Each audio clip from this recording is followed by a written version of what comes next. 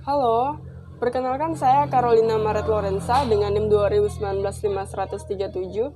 Saya merupakan mahasiswa pertukaran pelajar dari Universitas Tribhuwana Tunggadewi Malang. Pada kesempatan ini saya akan menyampaikan tentang pihak-pihak yang terlibat dalam proyek. Dalam suatu proyek itu terdapat stakeholder, yaitu pihak-pihak yang terlibat dalam suatu proyek.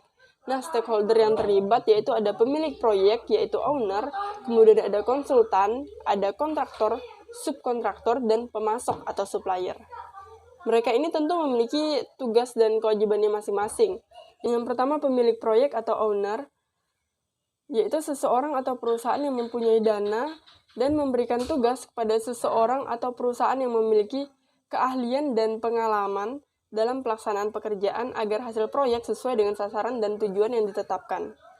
Hak pemilik proyek, yaitu menunjuk penyedia jasa, yaitu konsultan atau kontraktor, meminta laporan secara periodik mengenai pelaksanaan pekerjaan yang telah dilakukan oleh penyedia jasa, serta ikut mengawasi jalannya pelaksanaan pekerjaan yang direncanakan dengan jalan menempatkan atau menunjuk suatu badan atau orang untuk bertindak atas nama pemilik.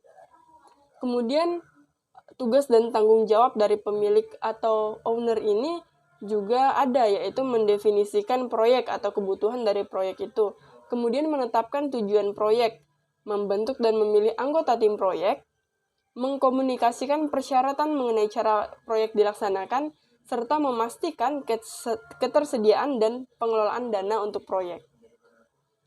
Selanjutnya ada konsultan. Konsultan ini adalah seseorang atau perusahaan yang ditunjuk oleh pemilik, yaitu owner tadi, yang memiliki keahlian dan pengalaman merancang dan mengawasi proyek konstruksi. Konsultan ini terdiri atas konsultan perencana, konsultan pengawas, dan konsultan manajemen konstruksi.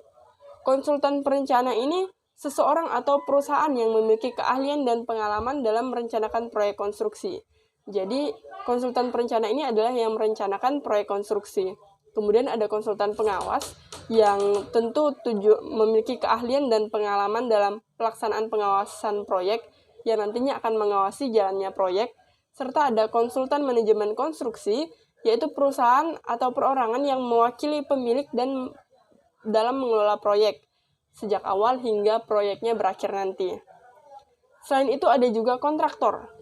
Kontraktor ini adalah perusahaan yang dipilih dan disetujui untuk melaksanakan pekerjaan konstruksi yang direncanakan sesuai dengan keinginan pemilik proyek dan bertanggung jawab penuh terhadap pembangunan fisik proyek.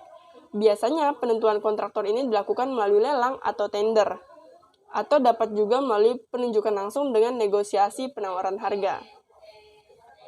Kontraktor ini memiliki hak dan kewajiban, yaitu melaksanakan pekerjaan sesuai dengan gambar rencana, peraturan, dan syarat-syarat yang telah ditetapkan sebelumnya, kemudian membuat gambar-gambar pelaksanaan yang disahkan oleh konsultan pengawas sebagai wakil dari pengguna jasa, serta menyediakan alat keselamatan kerja untuk pekerja dan juga untuk masyarakat, serta membuat laporan pekerjaan berupa laporan harian, mingguan, dan juga bulanan. Selain itu ada subkontraktor, yaitu pihak yang ditunjuk oleh kontraktor dan disetujui oleh pemilik untuk mengerjakan sebagian pekerjaan kontraktor pada bagian fisik proyek yang memiliki keahlian khusus atau spesialis.